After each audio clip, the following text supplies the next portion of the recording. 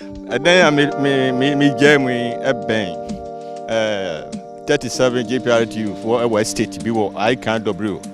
Hanum I have be pa light wa ha nso wa ha. If it go main road no kra mu nwa. E kwa de dem kamaka. Enti we feel so price in da form kra da form. Enti wa betimi kan no abomodin na wa pre normal way. If it also go main road kra nya de enwa. Bia ho no ye kama dan krofo asisi dan wa around ha nyina aha no busu a develop ye betimi aka ho asem kama nya wa kuma beto ye. Okay, aha say steps baby are steps ni be fa dey akotop na aha no mo aha nso ye hall ni nie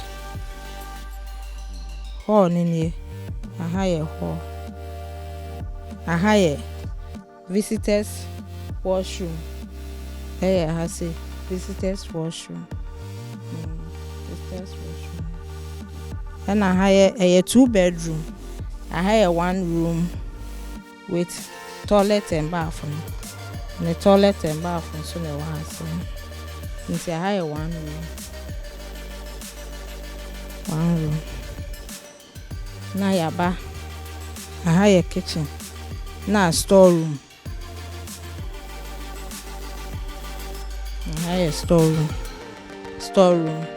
kitchen and storeroom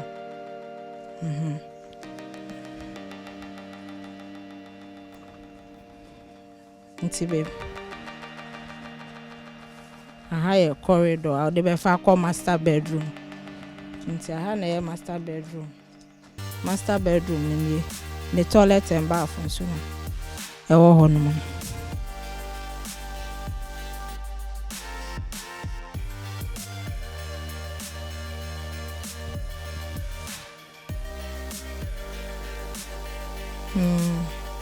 wardrobe no ye mienu ba ko ni na ba ko so e chiro